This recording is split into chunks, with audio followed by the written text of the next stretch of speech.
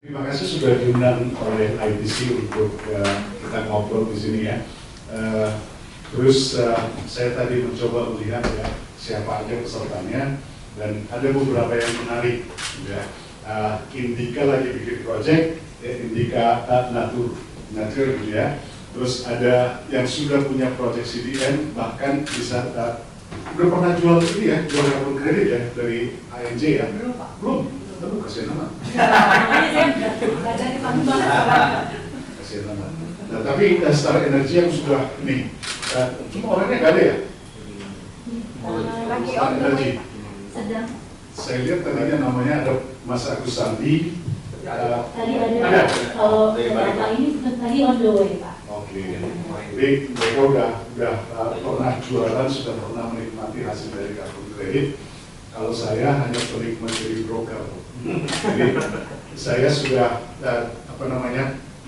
terlibat di proyek karbon itu mulai 2004. Mas Agus itu dulu bos saya 2006 sampai 2008. Setelah itu saya pindah ke perusahaan karbon lain namanya South Pole, dan setelah itu saya berpartner dengan teman dari Taiwan. Kita jualan carbon related project ya. Jadi kalau jual karbon sekarang kan kita rekod ya. Jadi kita jualan renewable energy certificate sekarang. Jadi renewable energy certificate itu kan bagi teman-teman yang belum pernah mengetahui bahwa pada saat kita membeli, kalau ada perusahaan asing membeli renewable energy certificate, maka rate yang dibeli itu harus digunakan untuk meng-offset operasi mereka di Indonesia. Karena itu mengofset emisi mereka di Indonesia, berarti secara prinsip itu masih tetap bisa diklaim untuk emisi Indonesia. Sayangnya ada peraturan terutama kalau dia terkoneksi dengan grid ya, dengan jaringan PLN, ada perdir peraturan direksi PLN di tahun 2020 yang mengatakan setiap proyek yang terkoneksi dengan grid maka green attribute akan diambil oleh PLN. Makanya saya bilang sama Mas Agus, jangan jual listrik lagi ke PLN, jual aja ke, ada Harita tadi kan? Saya baru ketemu dengan Klaus. Saya juga udah WA dengan Pak Roy. Pak Roy bilang, Pak Roy itu bikin aja renewable. Pak Roy ini bosnya mereka. Mas Agus bilang mereka mau deal dengan Harita untuk bangun PLTS gitu ya. Nah kalau jadi nanti kita jualan tech. Saya siap jual. jadi broker gitu. Baik. Terus tadi saya bilang sama Mas Agus dan juga saya lihat dari presentasi Dion. Terus saya bilang sebenarnya kita nggak perlu lagi sesi ini karena apa yang disampaikan Mas Agus sebenarnya moralnya sama gitu ya, dan sebenarnya sudah di cover di sesi discussion tadi. Makanya dari IBC mana nih? Siapa? Bisa nggak kita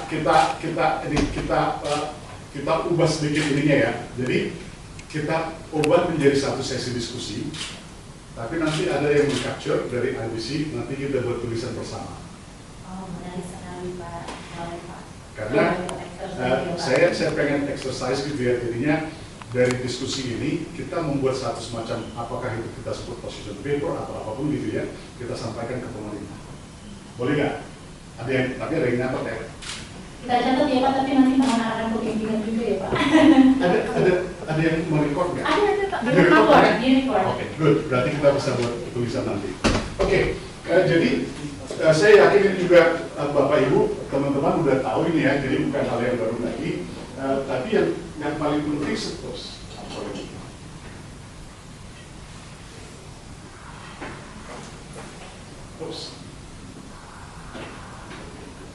Bantuan.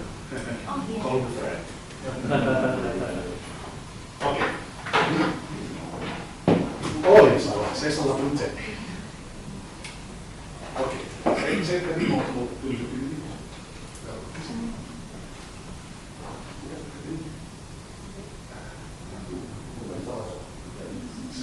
Nggak kelihatan ya? Oke, nggak apa-apa. Jadi saya yakin tadi si Mas Agus sudah menyebutkan gitu ya. Ini adalah yang enhance NDC, Bapak Ibu pasti sudah tahu. Tapi yang penting dari slide ini sebenarnya adalah poin bahwa pada prinsipnya waktu kita sebelum 2015 menyampaikan namanya intended NDC ke UNFCCC, satu poin yang penting itu adalah bahwa Indonesia mengakui market mechanism sebagai upaya untuk mencapai target NDC.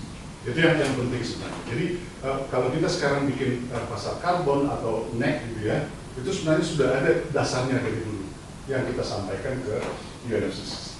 Nah, dalam konteks itu dulu sekitar tahun berapa ya, World Bank itu pernah membantu Indonesia untuk menyusun semacam dalam konteks partnership of market readiness, itu yang PMR gitu ya.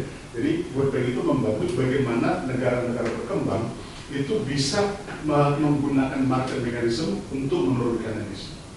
Kita tuh waktu itu dapat bantuan, waktu itu yang bikin studinya itu saya termasuk dengan beberapa tim. Kita mintakan untuk supaya diimplementasikan. Yang penting adalah ada dua sektor yang didukung waktu itu. Satu itu power sektor pembangkit, satu lagi adalah industri. Jadi kalau ada yang familiar dengan ini apel gatek, tahu kan? Itu dulu hasil dari studi ini. Itu dulu yang kita lakukan, baru ada uji coba. Jadilah yang namanya perdagangan emisi untuk power sektor. Itu yang dulu kita lakukan sudah dilakukan sekarang. Dan mulai tahun 2019, apa yang kita kenal sekarang dalam Perpres 98 itu sebenarnya satu proses yang cukup panjang yang dimulai ketika Presiden melantik menteri.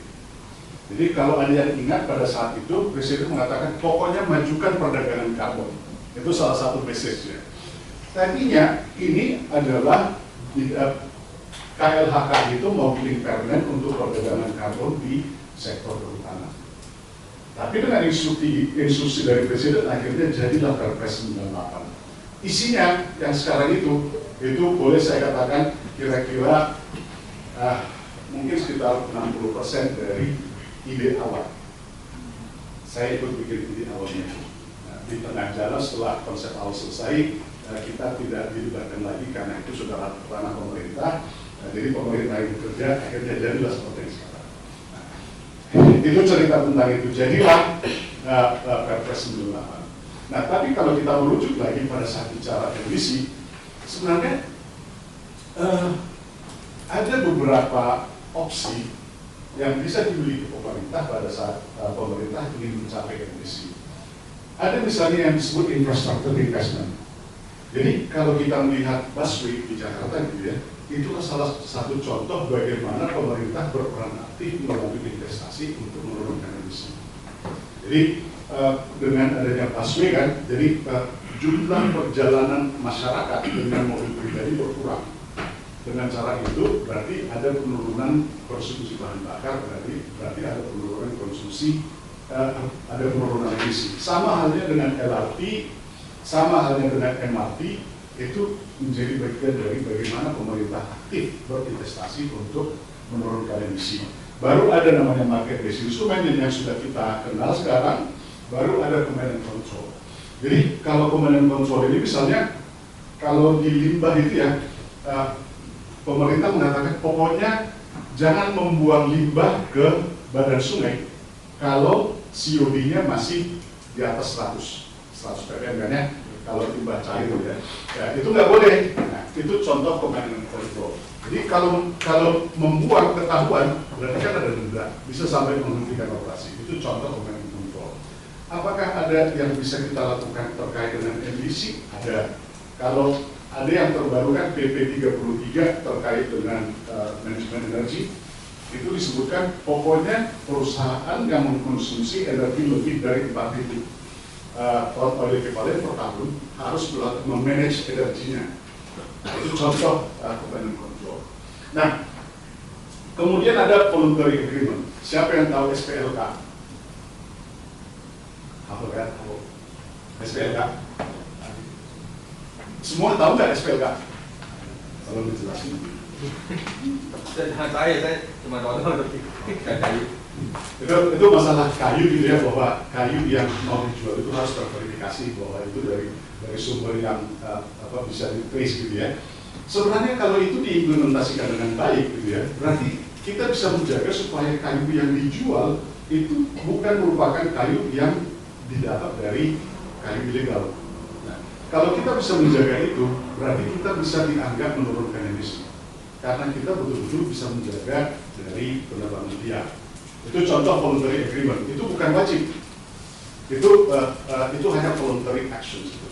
Nah, baru price signal itu untuk menunjukkan bahwa, mengatakan bahwa dengan market based instrument ini ada biaya yang menjadi tanggungan dari emitters. Jadi apakah itu melalui emission trading atau melalui carbon tax. Nah, di form of price signal itu ada berupa baseline credit. Jadi kalau sekarang kita kenal CDM atau SPI dan sebagainya, itu bagian dari baseline credit. Cut and trade itu yang sudah mulai diimplementasikan di coal power plant di Indonesia, on-grid coal power plant. Baru tax on carbon content kita belum ada, dua-duanya itu belum ada. Tapi di dalam Undang-Undang 7 tahun 2021 tentang harmonisasi peraturan perpajakan, tujuannya sebenarnya sama. Berikutnya, kalau dilihat kembali, ada istilahnya price-based instrument, ada right-based instrument. Jadi, tax itu sebenarnya bagian dari price-based instrument. Kenapa banyak negara sebenarnya, ada beberapa negara yang menggunakan price-based instrument itu karena pada saat kita bikin perdagangan emisi, itu apalagi kalau jumlah partisipan itu sangat banyak, itu kan memerlukan administrasi yang sangat rigid, sangat besar gitu ya, dan cost-nya besar. Sedangkan kalau dia price based itu, dia jumlahnya mau berapapun tidak ada masalah karena dihubungkan dengan sistem perpajakan yang sudah ada. Jadi sama seperti Singapura, pokoknya perusahaan yang emisinya di atas 25.000 ton CO2 per tahun, dia harus bayar pajak untuk kelebihan dari 25.000. Jadi kalau emisinya 25.001 ton, dia bayar 25.001 ton. Tapi kalau emisinya hanya 24.000, dia nggak bayar. Nah, itu yang contoh di Singapura. Kalau right based itu berarti kita dapat izin untuk mengemisikan, sama seperti izin pembuangan limbah. Nah, itu kira-kira modelnya itu sebenarnya seperti itu. Jadi yang diperjualkan itu sebenarnya adalah izin itu. Dan di pasar karbon di EU ETS itu, izin itu yang diperjualbelikan. Nah, kenapa dua ini menarik? Atau kenapa misalnya di banyak negara itu lebih mementingkan right based instrument? Kenapa? Karena ini bagian dari bagaimana si perusahaan itu bisa terdorong untuk melakukan sesuatu karena dia bisa dapat penurunan insentif dari penghematan izin yang dia punya. Ya, kalau seperti ini kan, kalau misalnya pajaknya katakanlah $10 per ton CO2, mau berapapun atau apapun yang dilakukan selama emisinya di luar ini masih di atas batas itu ya, dia harus bayar 10. Tapi kalau di sini, kalau dia melakukan upaya lebih, berarti dia bisa menghemat, bahkan bisa mendapatkan revenue tambahan dari situ. Itu perbedaannya. Nah, banyak investor sebenarnya lebih suka price based. Kenapa? Karena dia tahu berapa investasi dalam konteks investasi ya. Karena dia bisa dari awal memperkirakan berapa investasi yang akan dia keluarkan supaya dia bisa menurunkan emisi.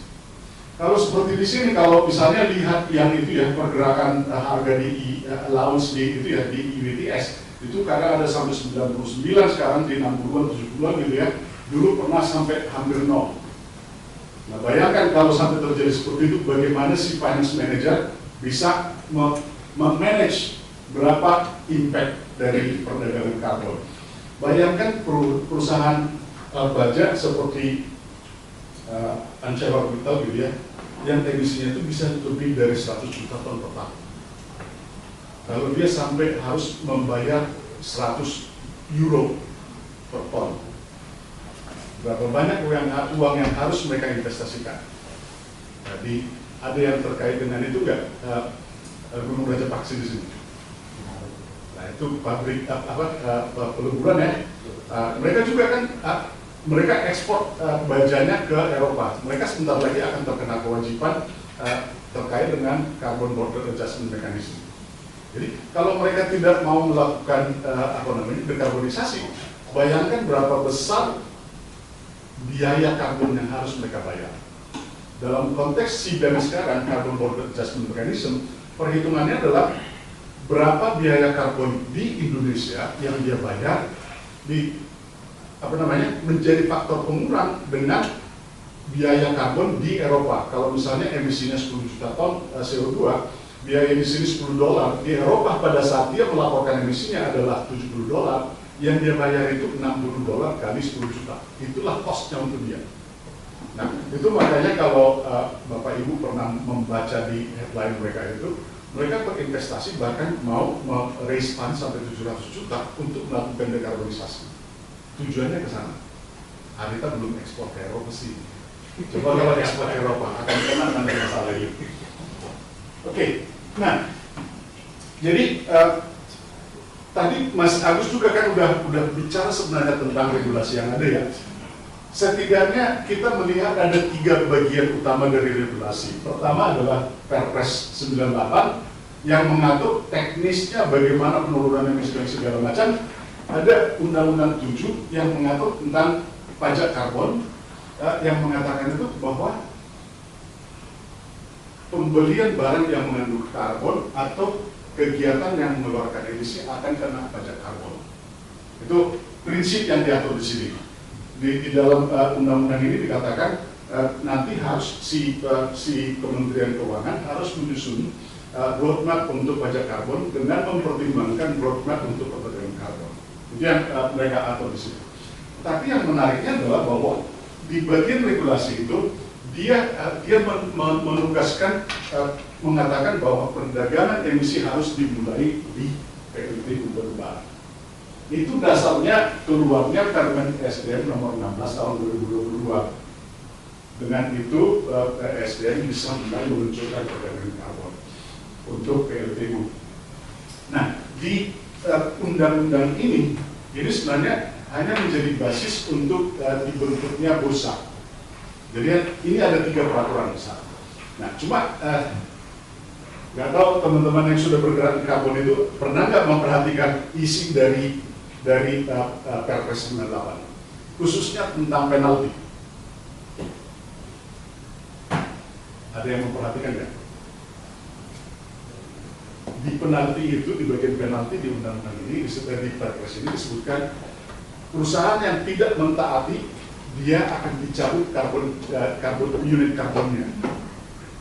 Nah, kalau di sini dikatakan kalau perusahaan yang mengeluarkan emisi itu nantinya bisa didenda kena ke peraturan pajak dia.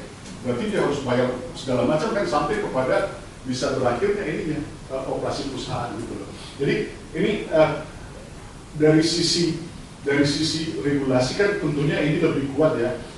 Makanya kalau juga saya bukan mau mengoror ya, kalau juga nggak taat kepada Perpres 98 itu nggak masalah, cuma dicabut karbon kreditnya gitu.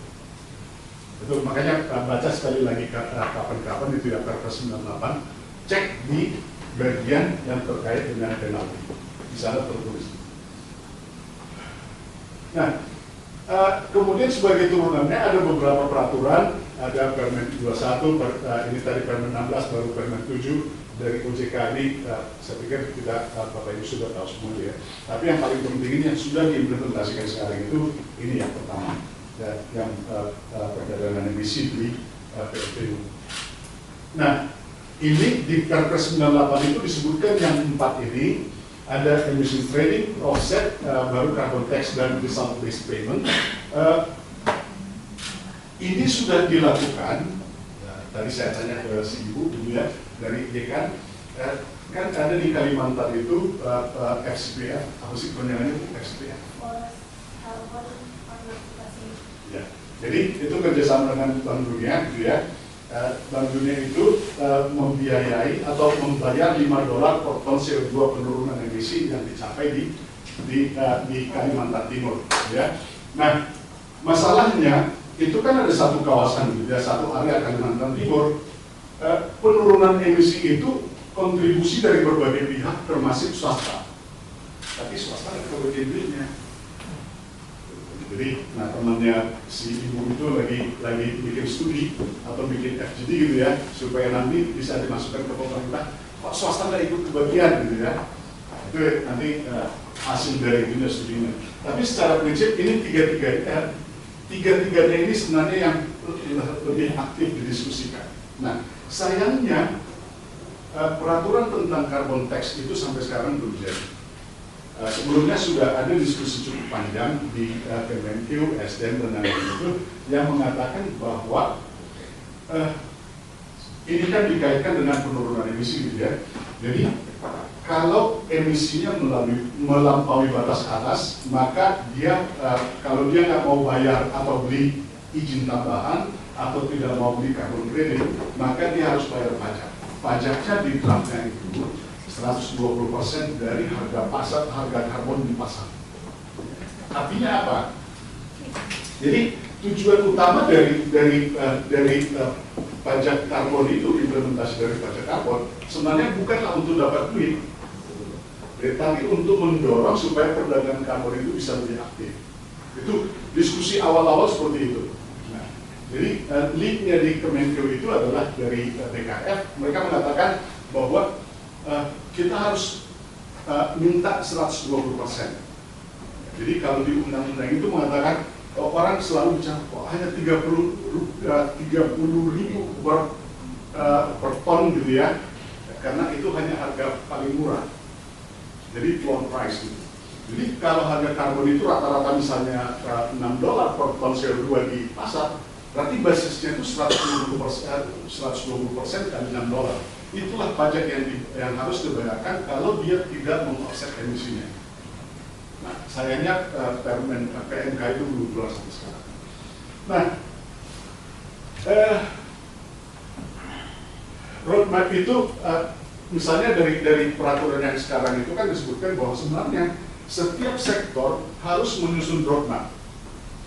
Setiap sektor harus menurunkan roadmap. Kalau sektornya belum menyusun roadmap, maka mereka tidak boleh ikut perdagangan karbon. Makanya yang pertama aktif sekarang adalah kehutanan sama energi, karena masing-masing udah punya roadmap. Yang lain perindustrian masih sedang bekerja, tapi energi sudah. Energi itu dalam konteks ini adalah pembangkit listrik. Yang migas itu belum ikutan. Jadi perdagangan karbon migas itu sebenarnya belum bisa. Jadi kalau nanti ada cerita CCS gitu ya, itu belum akan bisa jualan di bursa karbon selama mereka belum bikin roadmap.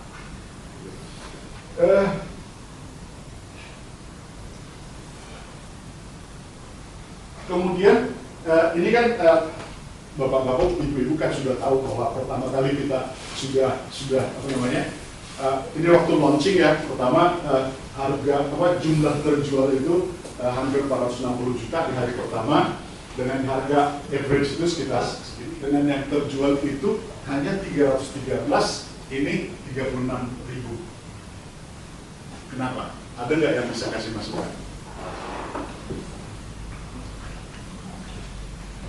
Nah, ini tadi kita diskusi ya, kira-kira ada yang bisa kasih masukan. Kenapa volumenya itu, volume perdagangan itu rendah? Kenapa? Karena teksnya belum ada. Teksnya belum ada. Yang lain, kenapa kira-kira?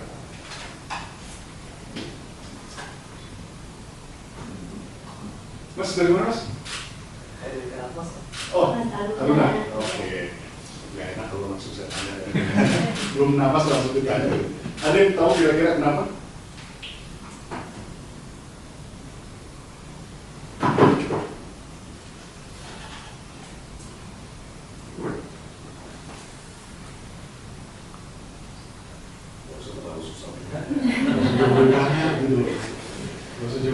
Kenapa kira-kira hanya transaksi itu hanya 19 juta loh, kecil banget loh.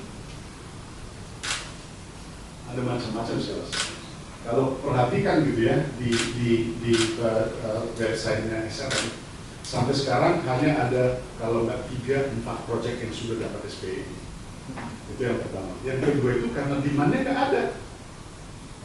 Demand-nya nggak ada. Kenapa? karena pembeli si private sector di Indonesia yang punya komitmen penurunan emisi itu ya sampai sekarang mereka tidak melihat bahwa membeli di Indonesia itu make sense gitu. Masih banyak kemudian pembeli internasional nggak boleh juga beli kan. Jadi kita susah, demand domestik nggak ada, kita produksi sesuatu tapi nggak bisa dijual. Nah ini yang menjadi masalah kita sekarang.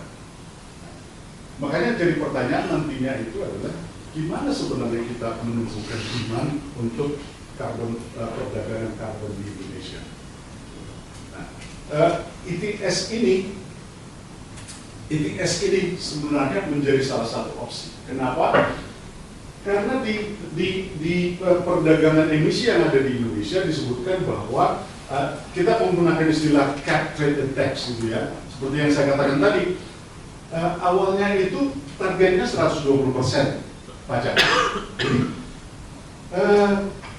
selama kita membuat batas atas itu terlalu longgar, artinya terlalu tinggi gitu ya, berarti dengan mudah perusahaan itu bisa mencapai target itu. Padahal perdagangan emisi supaya bisa berjalan dengan aktif itu kalau ini kan masalah scarcity gitu ya, masalah scarcity. Gimana kita meng-create scarcity? Yaitu kalau izinnya kita batasi. Jadi kalau izinnya misalnya kita sekarang itu misalnya ada kita basisnya kan intensity ya, intensitas emisi sebagai basis untuk perdagangan emisi di PLTU. Kalau intensitasnya terlalu tinggi, maka izin yang diberikan juga akan banyak. Scarcity-nya ya dibuat kecil lah, targetnya itu hanya sekitar 8-10 juta gitu ya. Dan itu nggak mudah dilewati. Kalau di Eropa di awal-awal itu izinnya dikasih gratis, setelah itu untuk sektor pembangkitan. Sekarang kalau mereka mau beroperasi harus diizin. Nah, artinya kan demand untuk izin perdagangan izin itu jadi semakin tinggi. Izin yang diperdagangkan itu semakin banyak. Jadi kalau kita tergantung bagaimana kita mendesain perdagangan emisi, bagaimana kita mendesain perdagangan karbon in general di Indonesia. Sekarang misalnya yang wajib itu baru PLTU. Gimana kalau kita mengikutkan pembangkit gas? PLTU-nya juga masih on grid. Gimana nanti PLTU yang ada di Harita? Ya, berapa giga sekarang? Hampir 1,5. 1,5. Jadi nanti itu kan akan wajib mulai 2025 kan ya, wajib ikut ETS. Berarti kan demand untuk carbon credit itu akan semakin tinggi karena semakin banyak partisipannya. Dan apalagi kalau sampai batas atas emisi itu diturunkan. Jadi misalnya batas yang tadinya 100 ini diturunkan jadi hanya 80. Berarti kan akan bertambah peluang untuk bisa masuknya perdagangan karbon di dalam. Nah, ini masih terlalu longgar apa yang kita punya. Ini yang menjadi masalah kita, kenapa tadi perdagangan itu masih terlalu rendah. Sekarang misalnya 2023 itu hanya 99 peserta. Bandingkan di Eropa itu lebih dari 6.000 di UNS. Sekarang kita 2024 146 peserta hanya PLTU. Itu makanya kalau kita perhatikan atau kita lihat izinnya untuk PLTU di atas antara 100 sampai 400 yang diterbitkan itu hanya 80 di 2023 naik jadi 83 di 2024. Untuk ini di atas 400 mega 120, di sana 127. Jadi dari transaksi kita lihat misalnya hanya 72 transaksi yang terjadi selama 2023 dengan volumenya itu hanya 5,42 juta ton CO2. Dan itu juga sebenarnya intercompany. Jadi ini kebanyakan yang trading ini PLN dan anak usahanya. Yang swasta yang transaksi itu nggak terlalu banyak. Kemudian satu transaksi dengan volume 12.000 dan ini juga harganya hanya 10.000 ya, hanya karena itu hanya antar sister company. Di sini yang harganya 30.000 hanya satu transaksi dan hanya satu perusahaan yang beli carbon credit, hanya Jawa Power. Dan itu pun saya pikir ini hanya semacam symbolic transaction gitu ya. Beli dengan harga 48.000 untuk 100 ton. Jadi hanya lucu-lucuan gitu loh. Jadi kenapa seperti ini? Kembali bagaimana kita meng-create demand. Nah, ini yang akan terjadi ke depannya. Jadi kita lihat misalnya bahwa sekarang sampai 2024 itu baru fokus untuk yang on-grid. Mulai tahun depan akan masuk yang off-grid. Pada saat itu masuk, mudah-mudahan demand itu berkembang, meningkat gitu ya. Sehingga kalau demand-nya meningkat, mudah-mudahan carbon credit itu bisa juga semakin banyak terjual gitu. Tapi yang harapan kita paling besar sebenarnya nantinya itu adalah dari aktif. Karena data kami menunjukkan sekarang ada sekitar 17 giga aktif doang.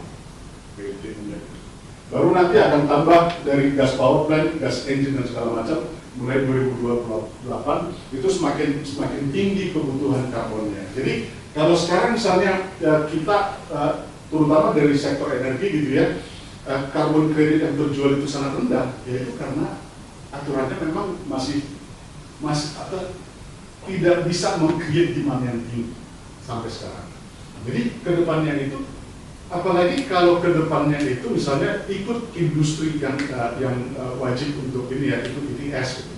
Nah, mudah-mudahan ini kita akan semakin meningkat. Nah, yang saya sampai sekarang belum tahu gitu ya, nanti mungkin ada teman-teman yang bisa memberikan masukan. Gimana caranya perdagangan emisi di mangrove dan ini gambut yang bergerak di forestry siapa? Tadi selain dari Indikan ada nggak yang bisa ini kan? Ya kasih masukan. Jadi kalau sekarang kan perdagangan emisi itu baru di PLTU, baru nanti sektor pemangkutan. Nah, tapi di Permen 7 2022 dari KLHK itu mengatakan di gambut sama mangrove juga harus ikut perdagangan emisi. Sampai sekarang saya belum tahu di mana. Dari Akmus kalau bisa jawab. Karena mereka yang ininya kan jadi konsultan sama macam-macam. Kira-kira gimana caranya? Sekarang nih Pak? Iya, sekarang. Ya mungkin itu memang menjadi poin yang menarik ya Pak. Karena kami juga selama ini melihat dan pemahaman kami ketika melihat Permen 7 kemarin itu sebenarnya TTBA yang datang dari sektor Apollo gitu ya Pak. Itu merupakan dan slash atau bisa join di dalam konteks TTBA ataupun carbon offset. Ketika kita berbicara dalam konteks batas atas atau batas emisi memang menjadi bingung untuk menentukan sebenarnya dari sektor gambut dan sektor mangrove ini atau bisnis yang berbasiskan hutan maupun AGU yang ada tutupan lahan mangrove dan gambut itu yang mau itu sebagai EU untuk potensi emisi yang dihasilkan itu apa. Jadi dan dari hasil konsultasi kami juga dengan kementerian terkait itu mereka pun juga arahnya masih bingung Pak. Jadi memang belum ada jawaban singkatnya, memang belum ada jawabannya gitu. Syukurlah, berarti bukan hanya saya yang karena satu-satunya negara yang bikin perdagangan emisi untuk sektor Apollo itu hanya New Zealand. Dan itu juga modelnya berbeda, nggak seperti yang kita punya. Oke, nah sekarang kita coba melihat ini ya. Ada berbagai isu yang kita temukan di peraturan-peraturan yang berlaku sekarang. Yang pertama adalah ownership untuk green attribute. Ada yang mau kasih masukan? Kalau di ini basisnya ini sebenarnya nggak ada, basis regulasinya nggak ada. Yang mengatur itu hanya di Perdir PLN nomor 62 tahun 2020. Di pasal 18 ayat 21 atau pasal 21 ayat 18, saya lupa ininya ya, mengatakan bahwa semua green attribute untuk proyek energi terbarukan yang tersambung dengan green PLN menjadi hak PLN. Ada yang mau kasih masukan? Artinya nanti semua, jadi kan sudah pernah jadi kasus jadi masalah dengan mereka atau paling tidak jadi diskusi ya. Oke, ada mikrofon satu lagi nggak? Tolong. Coba gimana? Lagi udah agak lama sih, udah sebelum saya terlalu banyak berkecimpung lagi. Tapi dulu kan sempat ada pembicaraan yang bahwa green attribute atau EAT itu bagian dari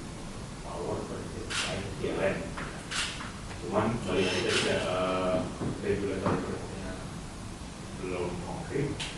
Artinya untuk PPAPPN ini yang nggak bisa ditaken bahwa dari terjadi kerjasama PLN sepertinya sekarang itu masih Betul. Tapi kalau depannya DPA yang di KPL ini sudah mulai improving ya, kalau itu sudah part of what being solved. Jadi semua PPA yang terkait dengan PLN yang ditandatangani setelah Pergub itu 2 itu masuk pasal itu. Jadi is it fair? Ada yang kasih masukan, fair nggak seperti itu? Ada yang mau kasih masukan? Si ibu mau kasih masukan?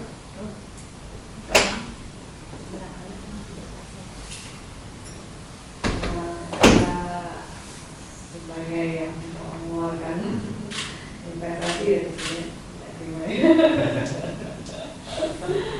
yes, ya, I don't think it's fair untuk kita. Ya. Recording in progress. Kenapa nggak fair? Alasannya apa? Tadi kan dibilang untuk yang itu dari hak ya ke PLN ya. Perdirnya mengatakan seperti itu, tapi basis regulasi pemerintah nggak ada.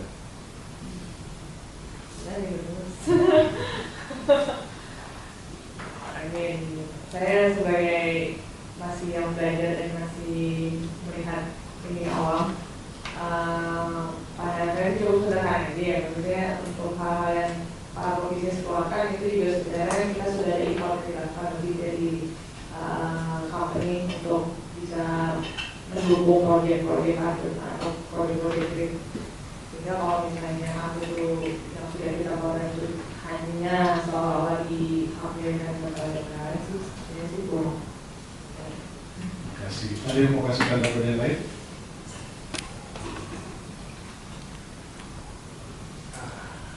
Ya, sebenarnya sih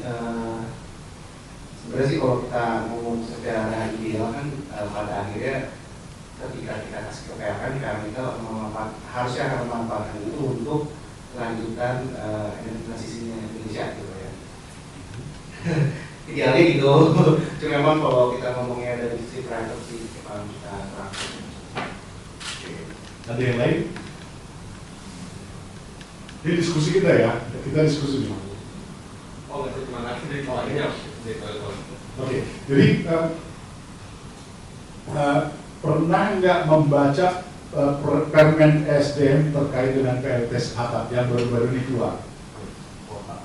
Kuota, ada satu poin tentang REC. REC itu diambil pemerintah, bukan PLN yang ambil, tapi pemerintah. Saya tanya ke direktur Amerika Energi, kenapa kok bisa diambil pemerintah? Karena kalau ini diambil pemerintah, apalagi insentif untuk pihak yang memasang PLTS atap gitu ya. Jawabannya, ya daripada diambil PLN. Ini yang jadi agak susah kita ininya ya. Jadi yang berlaku secara umum biasanya adalah siapa yang ambil risiko, dia yang berhak dapat insentif. Carbon credit itu adalah insentif untuk pelaku usaha. Nah, dulu pada zaman CDM dulu kan banyak pihak yang investasi hanya untuk dapat carbon credit. Dulu kami pernah investasi bikin pabrik pengolahan kompos bersama dengan Mas Agus.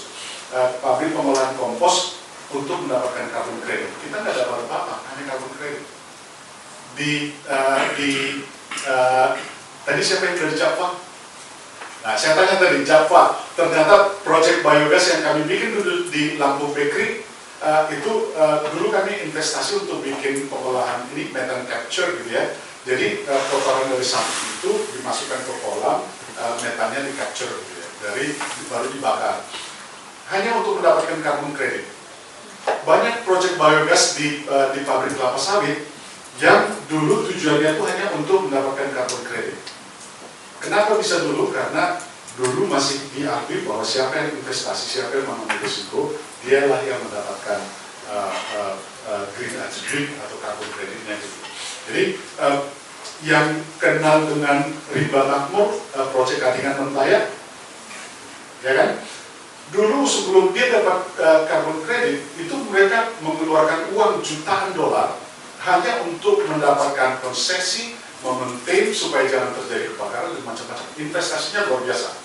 Jadi kalau ada pihak-pihak mengatakan proyek karbon di hutan itu murah gitu ya, ya mungkin dia dapat saingan yang gampang ya. Tapi sebenarnya pada saat bicara gambut, resikonya itu cukup besar karena bisa jadi sebenarnya kebakaran, terjadi kebakaran. Dan kejadian di beberapa tempat itu kebakaran di lahan gambut. Nah, kalau sudah kebakaran, ya sudah hilang, potensi pendapatan itu hilang. Gitu. Nah, jadi itu sesuatu yang risky gitu, bukan sesuatu yang mudah. Nah, jadi kalau tidak ada insentif untuk pelaku usaha untuk bikin proyek karbon, terus kenapa orang mau berinvestasi? Nah, itu yang pertama. Yang kedua, mungkin kalau nggak salah tadi Mas Agus juga sudah menjelaskan ya, permasalahan kita salah satunya adalah gimana kita mentransfer carbon credit ke international buyer, terutama untuk voluntary market yang ada di voluntary market. Jadi ada pemahaman yang kurang pas di teman-teman regulator terkait dengan voluntary carbon. Jadi walaupun pertanyaannya sih valid, pertanyaannya valid, mereka bicara tentang double claiming. Jadi double claiming itu adalah ada beberapa pihak yang mengklaim karbon itu. Misalnya, kalau proyek karbon yang punya indika nanti dijual di voluntary market, gitu ya, Indonesia pasti tidak akan memberikan otorisasi untuk menggunakan itu di sebagai masuk ke emisi negara lain. Kalau dia voluntary market, pasti tidak akan ngasih. Nah, kalau dia nggak ngasih, berarti kan otomatis carbon credit itu akan masuk ke emisi Indonesia. Tapi pembeli asing itu bisa membeli carbon creditnya untuk voluntary offsetting, tapi tidak masuk ke ke emisi negara itu. Nah, ini sebenarnya yang jadi masalah. Dan itu bukan hanya di Indonesia masalahnya, berlaku secara global. Bagaimana kita menghindarkan terjadinya double claiming? Bukan double counting ya. Double counting itu kalau kita menghitung di NDC kita, baru orang lain menghitung di NDC-nya, itu double counting. Ini double claiming. Nah, ini yang terjadi. Makanya ada beberapa usulan. Bagaimana sih si pembeli itu akan mengklaim carbon credit yang mereka beli? Jadi, makanya ada beberapa usulan yang mengatakan si pembeli itu akan mengatakan kami ikut berkontribusi untuk penurunan emisi di negara A. Itu contoh salah satu klaim. Jadi tidak digunakan lagi untuk meng-offset emisi mereka dari kegiatan mereka. Kalau sekarang kan digunakan untuk meng-offset emisinya. Nah, ini yang masih menjadi pertanyaan besar sampai di poin itu sebenarnya si KLHK masih bisa inilah seandainya mereka lebih memahami bagaimana perdagangan karbon itu terjadi gitu ya, berlangsung, mungkin mereka akan bisa lebih mengerti supaya voluntary market itu bisa berjalan dengan baik. Karena pada saat voluntary market berjalan dengan baik, itu bursa kita itu bisa naik berkali-kali lipat. Tadi kami sempat bicara tentang angka 3.000 triliun itu ya, dan itu yang Presiden sendiri yang ngomong tentang 3.000 triliun gitu loh. Dari mana angkanya? Tentu ada banyak pihak yang memberikan masukan gitu ya.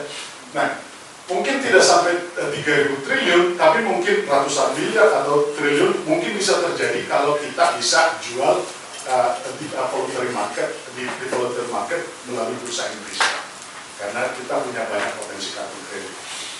Nah, di dalam ini masalah buffer dan share of profit. Ini salah satu contoh bagaimana regulator itu sebenarnya kurang memahami bagaimana perdagangan karbon itu dilakukan.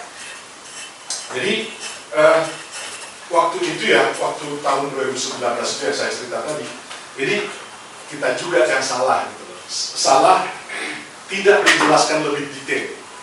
Yang kita maksudkan waktu itu adalah bahwa pada saat kita mau mengalokasikan izin yang boleh yang menentukan batas atas untuk emisi yang boleh diemisikan di Indonesia, kita mengatakan perlu buffer. Misalnya kita ambil contoh di sektor energi. Emisi sektor energi di tahun 2030 kan sekitar 1,6 miliar ton CO2. Target kita itu 1,3 miliar ton CO2 di tahun 2030. Kita bilang harusnya pemerintah bikin buffer sehingga yang boleh diemisikan di 2030 dari sektor energi misalnya diambil 10%-nya gitu ya, jadi hanya 1,2 atau 1,1 billion ton CO2 di tahun 2030. Nah, istilah buffer ini ditangkap, kemudian entah siapa yang kasih advice, mereka menyatakan atau mereka melihat metodologi untuk kehutanan, untuk Apollo gitu ya, untuk Apollo itu ada istilah buffer.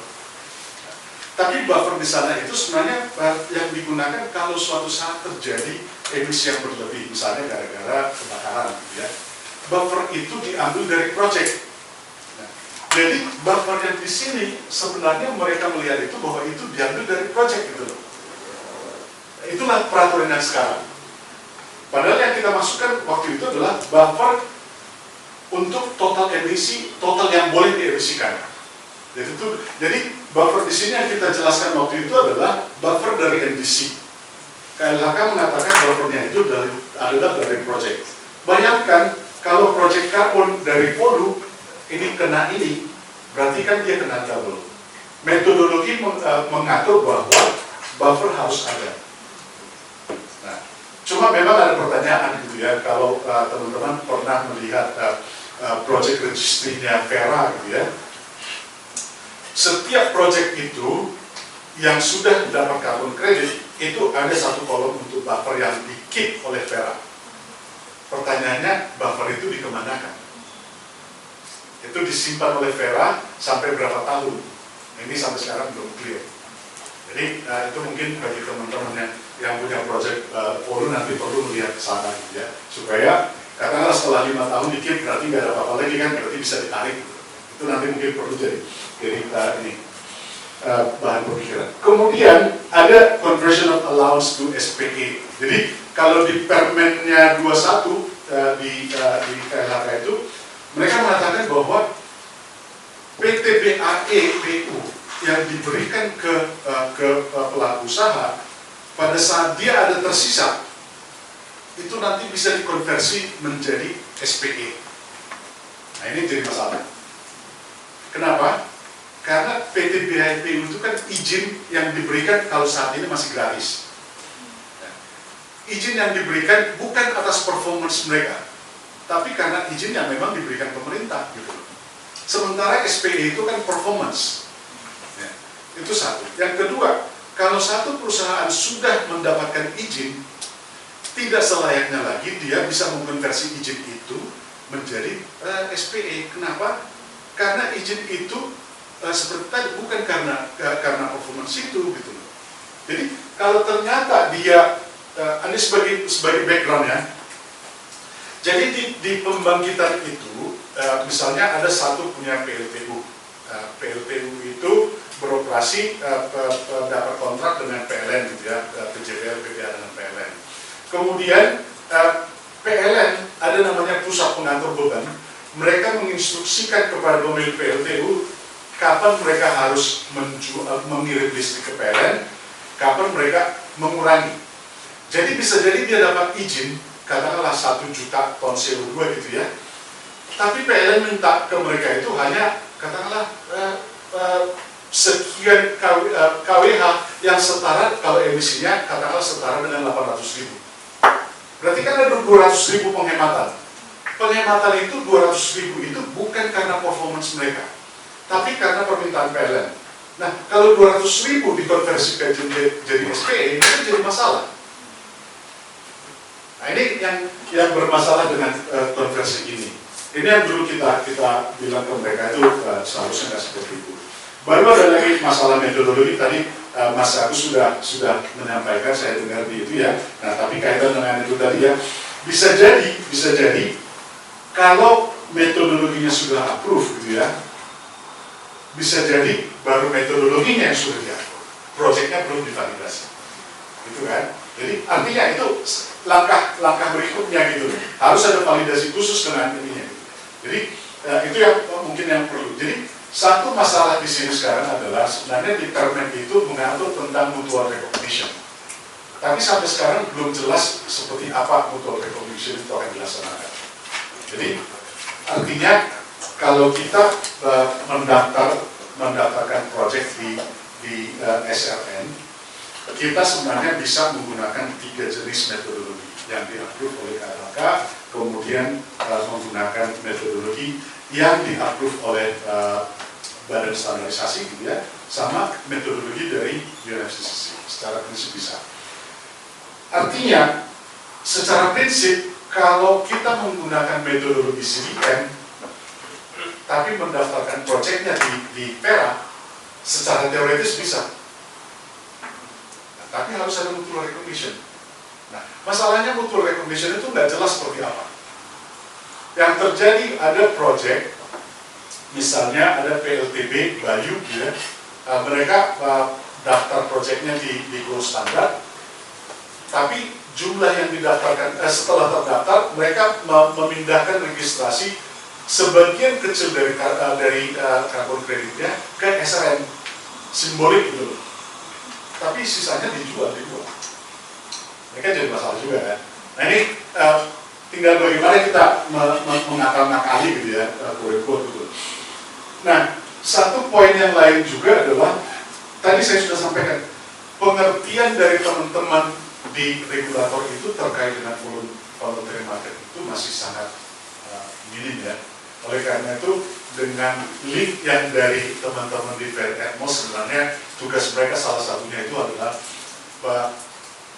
undang tim dari KLHK untuk on the job training di VRMOS. Bisa nggak kira-kira gitu? Atau undang ke Star Energy gitu ya. Jadi ada atau bahkan ke ANJ. ANJ kan paling tidak kan udah punya project yang masuk ke project CDN gitu ya. Mungkin diundang mereka untuk melihat seperti apa sih prosesnya gitu. Karena saya membaca seperti apa guidelines untuk melakukan validasi verifikasi. Dan saya lagi membantu ada satu perusahaan untuk melakukan validasi verifikasi dari satu project. Ada 2 project sih dari perusahaan yang sama. Jadi ini terkait dengan ini sebenarnya. Dari Star Energy pasti pernah lihat hasil validasi kan ya? Hasil validasi verifikasi. Di dalam validasi verifikasi, laporannya itu tidak pernah ada rekomendasi. Yang ada itu, pokoknya ada clarification request atau apa gitu kan. Pokoknya saya ingin tahu lebih lanjut tentang poin A. Saya pengen klarifikasi tentang statement ini. Nah, itu yang ada. Baru setelah kita submit poin yang mereka maksudkan, baru mengatakan oke, terima gitu ya. Kalau di hasil validasi yang di Indonesia dikatakan, oh rekomendasi kita adalah supaya ini dilakukan ini. Itu mah bukan validasi, itu konsultan itu. Itu mengambil alih tugas saya sebagai konsultan gitu. Jadi yang terjadi itu sekarang di validasi yang ada di Indonesia. Jadi artinya si LVV itu jadinya berfungsi sebagai konsultan. So, what is the point of validation and verification gitu loh? Nggak tahu dari VRMOS sudah pernah nggak mengalami hal yang sama gitu ya. Jadi yang sekarang saya alami itu seperti itu. Jadi mereka mengeluarkan laporan validasi yang memberikan rekomendasi kepada pelaku usaha. Saya bilang ke mereka, hey, I consultant, you take over my job, gitu kan? Jadi ini bukan gitu cara kita bekerja untuk menjadi validator atau verifikator. Tapi poinnya adalah bahwa ini adalah dampak dari kekurang pengetahuan dari teman-teman yang saat ini sudah menjadi validator. Jadi kalau mau validasi yang serius, walaupun saya tadi bilang itu agung, kalau misalnya TUF sudah menjadi validator, lebih baik pakai TUF. Kenapa? Mereka ikut standar internasional. Karena pada saat Bapak misalnya suatu saat menjual karbon kreditnya ke pembeli internasional, mereka akan melihat siapa validatornya. Jadi itu yang menjadi masalah di kita gitu. Jadi bukan hanya regulatornya yang masih perlu mendapat capacity building, tapi juga si validatornya. Jadi ini penting jadi pengertian kita, pembahasan kita nantinya. Kemudian yang juga jadi membuat proses penerbitan karbon kredit atau SPI itu menjadi lambat, ini adalah karena prosesnya. Ada yang sudah pernah memasukkan drum ke ini selain Bapak? Ada yang sudah pernah memasukkan drum? Ya, udah pernah gitu ya. Gimana prosesnya, Mas? Agak panjang, tapi untuk proyek yang kita masukkan pertama, kebetulan drama itu disetujui, Pak. Ya, terus? Habis itu kita akan masuk ke verifikasi landasi. Oke. Belum berjalan jauh ya? Data umumnya sudah, tinggal masuk data teknis. Oke. Jadi yang kami alami sekarang gitu ya, saya juga bingung kok bisa orang bikin satu skema, tapi prosesnya itu malah memperpanjang waktu proses. Dan ini ada yang pernah mengurus AMDAL di sini baru-baru ini setelah Undang-Undang Cipta Kerja, ada yang pernah mengurus AMDAL, gitu ya. Jadi di pengurusan AMDAL yang sekarang ya. Nah, kalau saya mau mengurus AMDAL misalnya, saya harus submit, harus kirim email ke KLHK, ke sistemnya itu ya, sampaikan saya ingin melakukan ABCD dan sebagainya, baru nanti kita tidak boleh melakukan apa-apa sebelum ada pendapat dari mereka. Jadi mereka mengatakan, oke, lakukan dengan AMDAL, lakukan dengan UKLPR, baru kita berproses gitu ya. Setelah berproses kita minta izin lagi, kapan kami bisa upload, kami sudah selesai ini gitu ya, baru dijawab, oh silakan upload sekarang gitu, baru kita upload dokumennya. Setelah itu mereka akan periksa, oh kurang ini, nah kita perbaiki gitu. Ini prosesnya itu sangat panjang, sehingga kami sudah mengurus AMDAL untuk satu proyek hydro hampir 1,5 tahun sampai sekarang belum jadi. Kenapa? Yang pertama-tama adalah karena jumlah orangnya di KLHK terbatas. Ada ribuan proyek yang disubmit ke KLHK untuk diproses, untuk menjawab aja butuh waktu. Jadi yang ini perlu yang menjadi masalah sebenarnya. Dan itu yang dicontoh di proses ini. Jadi kalau ini misalnya walaupun kelihatannya sederhana gitu ya, tapi dibalik ini sebenarnya di dalam proses di sistemnya SRN ini banyak langkah-langkah yang lain. Jadi bukan hanya sesederhana ini. Jadi ini menjadi perhatian, ada nggak yang bisa kita lakukan untuk mempercepat gitu ya. Nah, bandingkan misalnya waktu proses-proses CDM untuk PR dulu gitu ya. Jadi kalau di voluntary kan ini nggak ada nih, yang dua ini. Kalau dulu waktu CDM ini ada. Jadi waktu kita waktu kita bikin proyek karbon dulu, pokoknya ini tanggung jawab kita sampai di sini. Baru kita minta approval atau kita validasi gitu ya.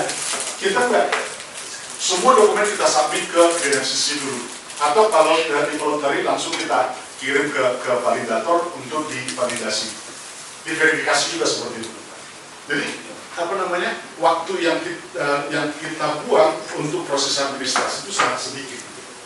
Beda dengan apa yang di kita kelihatannya sederhana tapi sebenarnya masih panjang.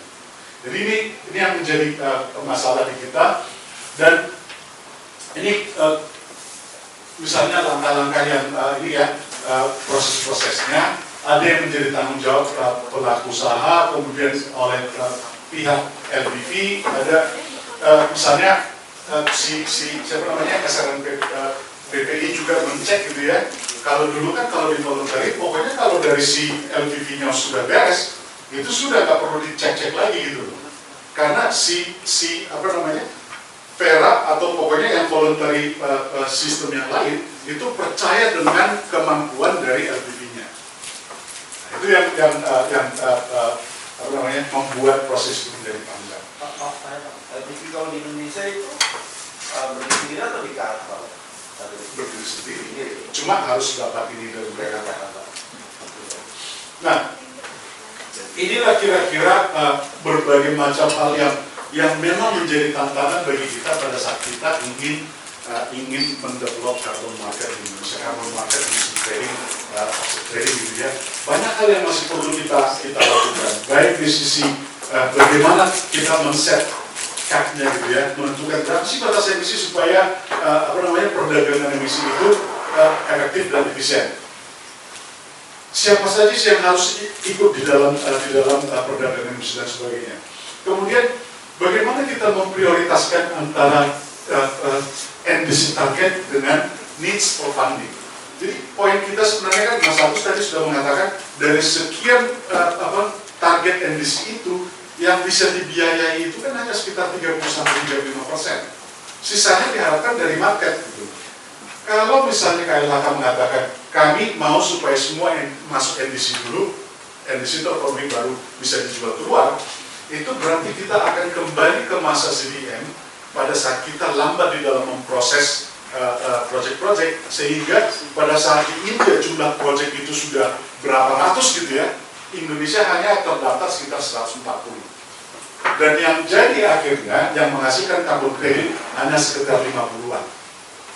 Akan terjadi seperti itu lagi kalau kita tidak melihat esensi dari pentingnya market itu. Padahal kita pengen supaya market itulah yang bisa menutupi kekurangan untuk mencapai target yang di sini. Nah, yang menarik sebenarnya kan pemerintah itu dalam hal ini KLHK pengen supaya SPE itu betul-betul bisa bermanfaat digunakan di Indonesia dan juga internasional.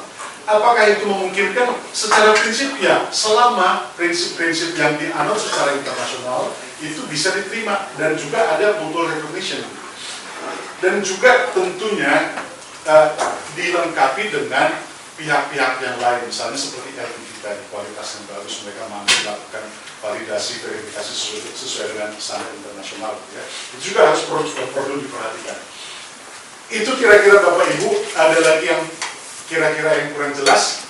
Ada yang mau ditanyakan? Ya. Tadi kamu nanya. Silakan.